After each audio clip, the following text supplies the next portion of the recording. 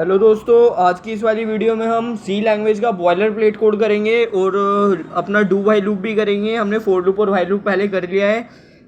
तो जो boiler plate code होता है वो ऐसी चीज़ है, वो ऐसा बेसिक कोड है जो हर प्रोग्राम में होना ही होना है, उसके बिना सी प्रोग्राम रन नहीं करेगा।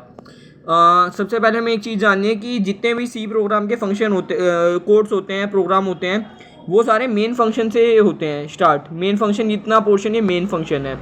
और इंट क्या कह रहा है? इंट कह रहा है इंटीजर। ये मेन फंक्शन एक इंटीजर रिटर्न करेगा। और अब हम देखते हैं और हम अपना कोड लिखेंगे इसके अंदर। ये अभी ब्रैकेट लगाया मैंने यहाँ पे, ये जो ये लाइन है, और इसके लास्ट में हमें लिखना होता है रिटर्न 0। मतलब ये फंक्शन एक 0 रिटर्न करेगा। 0 मतलब सक्सेस सी लैंग्वेज में बोले तो। और एक चीज़ याद रखना है कि सी लैंग्वेज में जितनी भी इंस्ट्रक्शन होती हैं वो सारी सेमी कोलन से एंड होंगी, ठीक है। तो अब हम बिना किसी देरी के अपना डू वाइल लूप लगाते हैं। तो डू वाइल लूप का सिंटैक्स क्या होता है? सबसे पहले हमें लिखना होता है डू। डू मतलब करो, क्या करो, जो ये इंस्ट्रक्शन यहाँ पे इसके अंदर लिखूँगा मैं, ये करो। और वाइल, अगर ये कंडीशन ट्रू हो, वाइल के यहाँ ये ब्रैकेट लगाएंगे, यहाँ जो कंडीशन लिखेंगे इस ब्रैकेट के अंदर, अगर ये ट्रू है तो यहाँ पे जो हम लिखेंगे, यहाँ पे अगर ये कंडीशन ट्रू होगी तो यहाँ जो कोड होगा यहाँ पे इसे एग्जीक्यूट करवाना है हमें। और यहाँ पे भी सेमीकोलन हम लगाएंगे। तो चलिए टेबल बनाते हैं। एक टेबल बनाएंगे हम, एक ऐसा प्रोग्राम बनाएंगे जिसमें हमें एक नंबर इनपुट डालना होगा और एक टेबल बन के बाहर आएगी। आउटपुट में उस नंबर की टेबल आ जाएगी 10 तक। तो सबसे पहले हम एक वेरिएबल डिफाइन करेंगे, आई। वेरिएबल मतलब कोई भी चीज़ जो कोई वैल्यू स्टोर करे। शुरू में आई की वैल्यू हम 1 कर देते हैं, क्योंकि हमारी टेबल 1 से शुरू होगी। 2 1 जा 2, 3 1 जा 3, स्टार्टिंग में 1 होगा। और अब हम बनाएंगे एक नंबर, एक वेरिएबल नंबर, और ये नंबर हम यूज़र से लेंगे। हमें यूज़र बताएगा कि क्या नंबर होगा। तो प्रिंट एफ, प्रिंट एफ क्या है? जो हमें आउटपुट में प्रिंट करवाना है वो होता है प्रिंट एफ। तो इसको हम ऐसे लिखते हैं, प्रिंट एफ ब्रैकेट में और enter the number, enter the number, ठीक है। और दोस्तों ये चीज़ लगाना ज़रूर है, जो कोमा है ना, डबल कोमा सबसे ऊपर एंटर द नंबर में, ये लगाने कंपलसरी हैं, वरना एरर आ जाएगा या सही से नहीं होगा। और स्कैन एफ, अब देखना क्या होगा। अभी तो खैर एरर ही आएगा। वाइल ये तो यहाँ पे कह रहा है कि कंडीशन अभी दी नहीं है, तो अभी ये नहीं होगा रन। कोई नहीं, अभी इसे पूरा कर देते हैं। Scan F, scan F function क्या है? स्कैन एफ फंक्शन होता है कि हम यूज़र से एक वैल्यू निकलवा रहे हैं। सबसे पहले तो वो वैल्यू क्या होगी, वीडियो ज़्यादा लंबी होगी, कोई नहीं, वो वैल्यू होगी इंटीजर। ऑब्वियस ही बात है, अगर हम एक नंबर ले रहे हैं तो वैल्यू इंटीजर ही होगी। तो परसेंटेज डी, याद रखना परसेंटेज डी इंटीजर के लिए होता है। एच मैंने गलती से लगा दिया। परसेंटेज डी कोमा एम%, ये एम% हो गया। और नम, ये एम% क्या है? ये एड्रेस है, एड्रेस। मतलब स्कैन एफ में क्या होगा, जो हमने, एक काम करते हैं ना, अभी इसे कमेंट आउट कर देते हैं।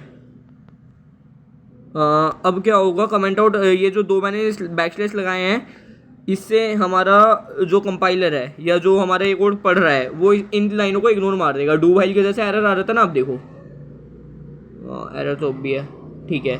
अब देखो क्या हुआ, अभी तक हमने यहाँ पे कोई गलती तो नहीं की, पर एरर आ रहा है। क्यों? और वार्निंग आ रही है, सॉरी, क्यों आ रही है वार्निंग? एक तो हमने यहाँ पे सेमीकोलन नहीं लगाया, सेमीकोलन लगाना नहीं भूलना। जो प्रिंट एफ फंक्शन और स्कैन एफ फंक्शन है ना, ये एक लाइब्रेरी होती है सी में, उसे कहते हैं stdioh, stdio.h। ये लाइब्रेरी है, इसके बिना हमारा प्रिंट एफ और स्कैन एफ वर्क नहीं करेगा। तो हमें ये लाइब्रेरी इंक्लूड करनी है। तो इसका लिखने का सिंटैक्स ऐसे होता है। ये भी बॉयलर प्लेट कोड का हिस्सा है, मैंने जानबूझ के नहीं किया था ताकि आपको इसका वो समझ आए यूज़। Include stdio.h। अब देखना ये प्रिंट हो जाएगा बड़े आराम से। Enter the number 8। सबसे जो पहली इंस्ट्रक्शन थी print F, enter the number इसने किया। और जो अब हम यहाँ पे नंबर इसे वैल्यू दे पा रहे हैं, कुछ हम एंटर कर पा रहे हैं, वो हो रही है स्कैन एफ की मदद से। और जो स्कैन एफ परसेंटेज डी है ना, ये अब इसने ये वैल्यू नंबर तक पहुँचा दिया। नंबर की कोई वैल्यू नहीं है ना। इसके बाद रुको मैं आपको बताता हूँ। प्रिंट एफ, यहाँ पे हम एक इंटीजर प्रिंट कराएंगे। कौन सा इंटीजर हम प्रिंट कराएंगे? जो इंटीजर हमने उसे दिया होगा यूज़र ने, परसेंटेज डी, क्योंकि हम एक इंटीजर प्रिंट करा रहे हैं। Comma print F percentage D integer, integer को प्रिंट करो। और इंटीजर क्या होगा, जो नंबर है NUM जो है वही प्रिंट हो जाएगा, और यहाँ पे सेमीकोलन रन। अब मतलब जो मैं इसे कोड दूंगा, नंबर दूंगा ना, ये वही प्रिंट करके दे देगा। 7677 हमने इसे दिया था यहाँ पे स्कैनएफ से, और इसने वही प्रिंट कर दिया। तो ये समझाने के लिए था कि नम पे इसकी वैल्यू चली गई, जो हमारा नम वेरिएबल था ना NUM, वहाँ इसकी वैल्यू चली गई है। अब हम इसे कमेंट आउट कर देते हैं जल्दी से। कमेंट क्या होता है, उससे फ़र्क नहीं पड़ेगा, वो कंपाइलर को या जो हमारी कंप्यूटर है समझ रहा है, वो उन लाइनों को इग्नोर कर देगा।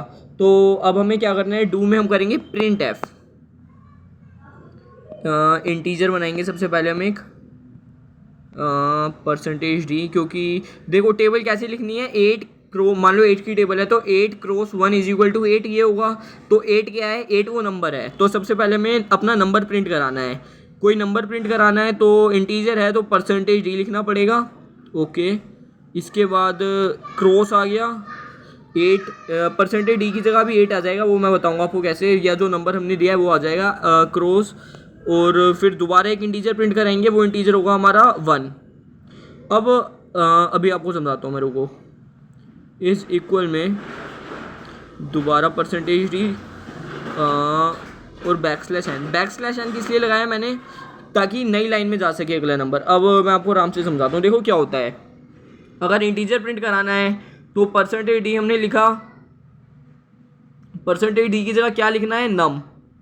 तो सेम यही है, मतलब %d यहाँ में कोई इंटीजर प्रिंट कराना है। ओके, इंटीजर क्या होगा, जो सबसे पहले इंटीजर है वो होगा हमारा नंबर, तो कोमा नंबर, यहाँ पे कोमा नंबर, ठीक है। अब x तो एज इट इज प्रिंट हो जाएगा, %d यहाँ क्या होगा, 1 भी प्रिंट कराना है हमें, फर्स्ट लाइन में तो 1 प्रिंट कराना है। एक मिनट इसे रन करके देखते हैं क्या होता है। यहाँ पे व्हाइल कंडीशन खाली है तो अभी ये रन नहीं होगा, कोई नहीं, अभी आप ऐसे ही समझो। %d, वीडियो लंबी हो गई काफ़ी, कोई नहीं। %d, जो ये %d है, यहाँ पे 1 2 3 4 5 6 7 8 9 10 हमें अलग अलग लाइन में रिपीट करवा के करना है। तो हम यहाँ पे कर देते हैं पहले i। अब आप बोलोगे i तो 1 है, यहाँ पे i कैसे i तो देखो यहाँ पे 1 है, i की वैल्यू 1 है, लेकिन इस %d में ये i प्रिंट होगा, ये वाला i।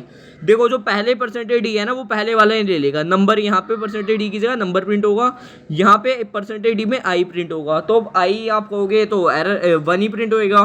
तो अब हम यहाँ क्या करेंगे, हम यहाँ लिख देंगे i++